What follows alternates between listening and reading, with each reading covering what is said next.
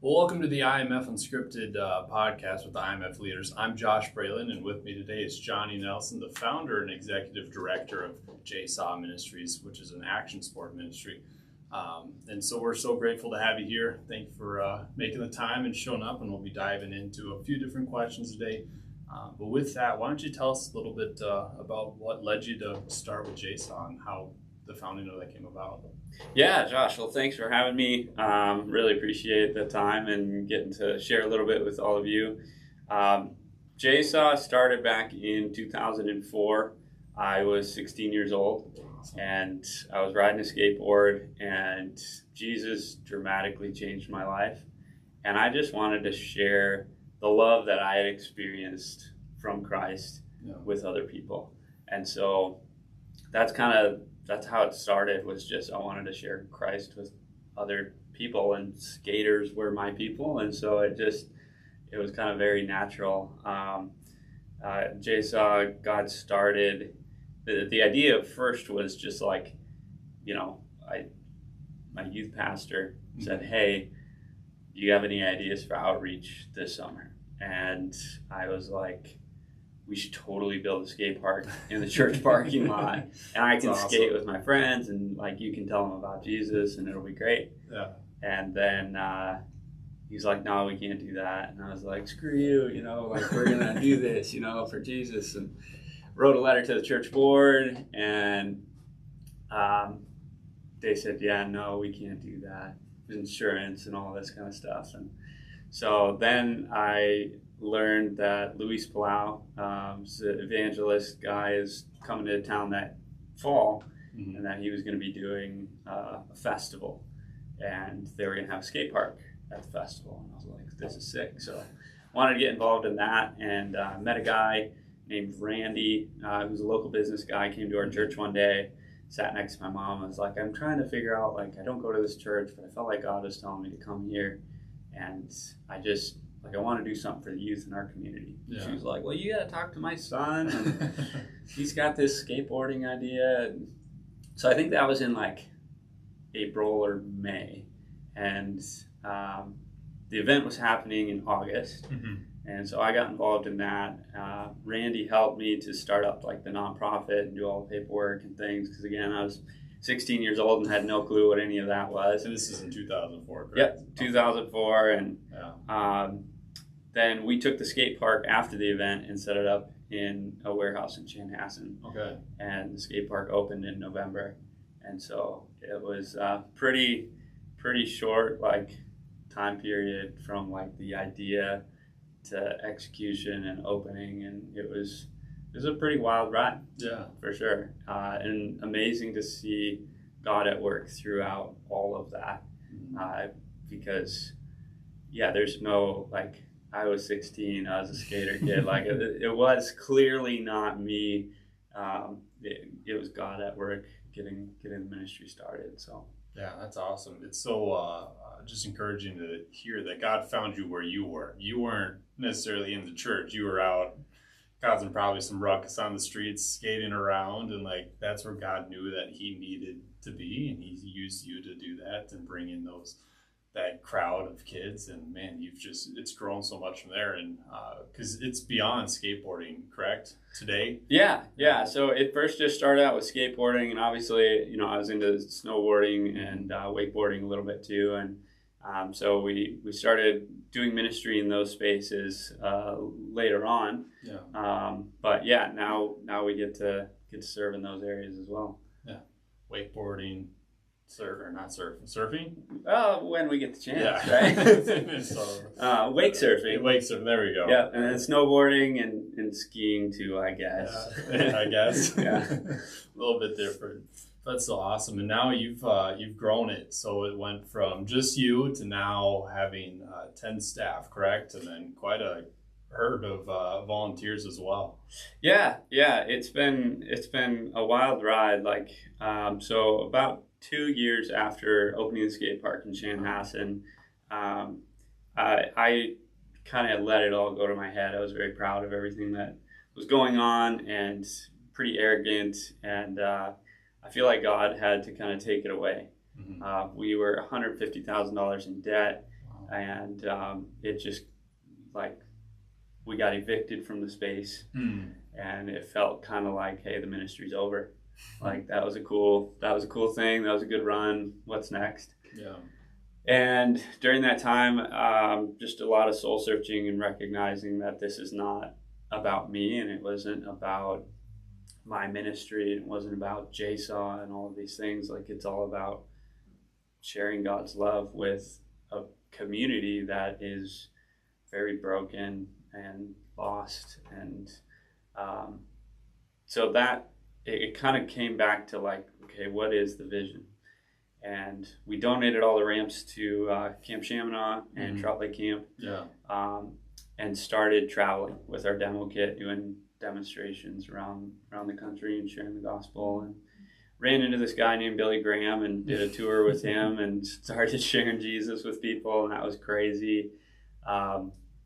As time went on, I continued to meet a lot of people that were interested in the action sports community and wanting to share the gospel and do discipleship within skateboarding and snowboarding and wakeboarding. And I just saw, like, wow, we have such a need for coming together and working together and learning from each other. And so we developed this thing called the Action Sports Ministry Network. It's called ACTS today. It's 64 organizations working in 46 countries around the world.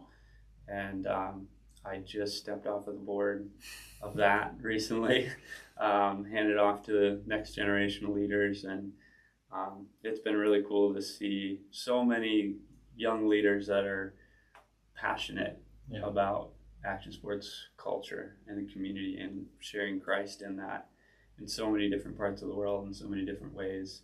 Come together, learn, validate, encourage. Back at home, like, things continued to grow with JSAW. We got involved. We found a mini ramp at Urban Ventures. And we said, hey, could we store our demo kit here in the wintertime? And they said, sure, as long as you do some ministry and work with the kids. And we were like, yeah, definitely. So we started doing inner-city ministry, grew and grew and grew, and finally we just kind of kept building more ramps in Urban Ventures.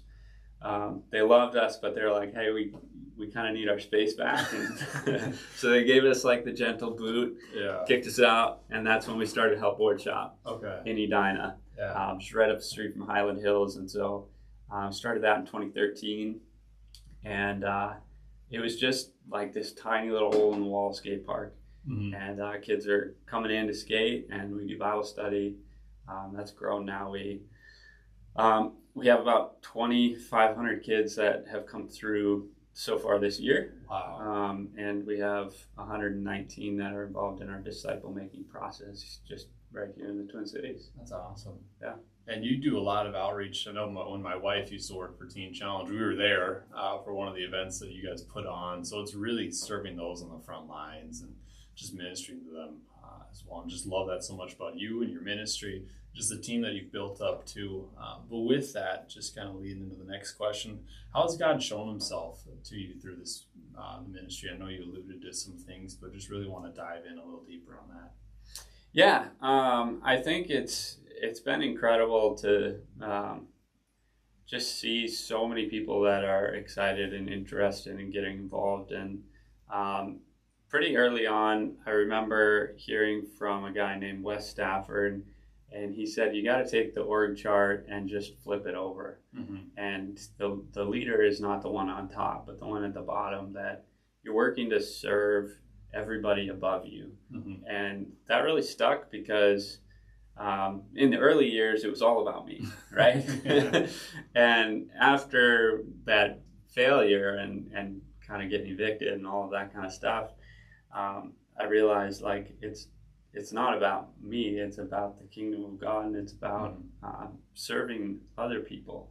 And so everybody that gets involved, it's really fun to be like, okay, what is it that God has put on your heart?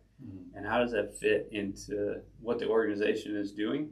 And then also, like, how can I serve you? Whether it's in this organization or in a different one or whatever, like, how can we work together? And how can you go after what God has called you to do. Yeah. I know we were talking about that earlier too, of like now you're helping people shape their calling and figuring out what really God is calling them to do. And just want to also sit on that for a little bit. How has that changed from being in it, leading it, JSAW was all of it, to now you're coaching and mentoring and discipling? How's that process been? And just as you've transitioned within that leadership aspect? Yeah, it's hard and it has to be intentional. Yeah. Like over the last couple of weeks, I've been going and visiting all of our small groups. Mm-hmm. And as I'm sitting in a small group, like I see these kids and they're like hungry for God's word, and they got Awesome. beliefs that are all over the map and not like not biblical and all this stuff. And I kept like wanting to just like jump in and like be like, hey, let's talk about that, or let's correct that, or like, hey, I want to pull this aside. And like, but I was really trying to be there to observe. Yeah. And it's amazing to see our young leaders like, and how they're stepping into and trying to figure those things out, and how they're trying to address those things with those kids, and then being able to step aside afterwards and go, okay, so did you notice like what this kid was talking about? Have you thought about like chatting with him? And it's hard to not just take charge and do it all myself.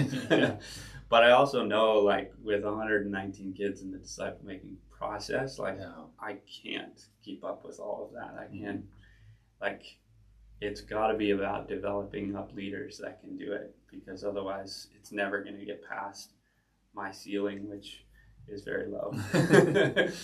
It's also 119 teenagers and young adults, so that in itself can be hard to wrangle just one, but it's so awesome. Just inspiring too, that you're moving the needle down into the discipleship making process and raising up the next generation of leaders, because it's so evident today too that generation is missing a lot of that, and you're instilling confidence and just encouraging them to, hey, this is some areas to note, let's work on it, let's get you up to that level, so you can lead adequately and you can raise up even the following generation, because your legacy will move on past them. On the next generation. It's just so inspiring to hear that. But as we kind of come to a close here, what would be your biggest piece of advice for other parachurch ministries? There's so many different things, I guess. I feel like the idea of being a servant and knowing, like, if I'm filling a role, or I'm filling a hole, no one else can do that unless I step out slowly and allow other people to jump in and figure that out. So it's like, as an example, this past week I do a lot of our like video teaching. So we do video teaching for all of our small groups, and then we put that on YouTube and the kids can get to watch. So if you guys want to check that out, you can go to YouTube, JSAW Ministries, a little plug there. But I get to do a lot of that, and I feel like I'm pretty good at it. But, there's a lot of teaching, right? So I've been getting some other people involved in that, and it's really fun. Like, some people come in and they're natural, they kill it. They love getting into the Bible and studying it, and then you put them on camera and it's like everything falls apart. And so it's interesting seeing that, but certain people will get in and they're like, I don't know if this is what I'm supposed to do, but we're giving them a shot. We're giving them the opportunity to try it, to play the game, to win, to fail, and to learn through that process. And so often I feel like we get stuck in this mindset of like, everything's got to be planned out and get all perfect and everything like that. And I'm more like, let's just dive in and try it, and we'll figure it out as we go. And I guess that's probably the action sports, like just send it and figure it out later. But I feel like that's so important, because young people they don't have all of the experience to lean on, and so you just gotta get them involved and like come alongside them and coach them, serve them, be with them through the process, and allow them to like try different things out. Yeah. And I feel like that's what people did with me early on. You know, I was this crazy young skater kid who had no like, and people just were like, yeah, let's do it. Let's go for it. Let's invest in that idea. Let's go for that. And it allowed me to learn so much and to develop so much as a leader and kind of find the path that God was calling me on. And what a disservice if I don't allow other younger people to do that as well. Like, I've got to step out of the way and let them play the game and learn through their own experience. Otherwise, we're not developing any leaders, and the ministry will die. Yeah, it's so encouraging. Something that you hit on there too is this following generation. I guess it might be part of mine, but anyway, we'll say after me because I'm not there. But there's a lot of bystanders. And like someone needs to give them permission and the confidence to go out and try, and also to know that, hey, it's okay if you fail. And you're not going to get shamed for it. We might harass you a little bit because that's what we do. But it's all in the spirit of just growth and development. And it's something that has plagued that generation. It's like, well, it's easy to watch on YouTube all these people succeeding, but that's really a small percentage of it. And how in real life, in real time, who's going to give them the permission to go out and do that, and to reach those people, to serve their community, to raise up that next generation of leaders. And you're doing that actively in your ministry. And it's just so inspiring and encouraging to hear, and just love the work that you're doing. Where can we find you? The YouTube shout out, but there's probably more to it than that. We put up Bible studies, little teaching videos on YouTube, Instagram. I'm not very good at marketing, but our team is constantly telling me, you gotta tell people to go follow on Instagram because we gotta get that growing. So Instagram at JSAW Ministries. You can follow us on there. There's tons of cool pictures of all the kids and the riding and stuff. Awesome. We have a Facebook. We don't really use it as much, but Instagram is kind of where it's at. And then on YouTube as well. So awesome. Well, thank you so much for making the time today. Really appreciate you coming in and doing a podcast with us and sharing your insight to other IMF members and hopefully other leaders that are paying attention to well. So if you haven't already, subscribe to the channel on YouTube. I think it's on YouTube. Should be. I think iHeartRadio as well, Spotify, Apple Music, all the fun things that I'm probably not on, but you guys are. You can find us there. So thanks again for making the time for us here today and making a podcast. Take care. God bless.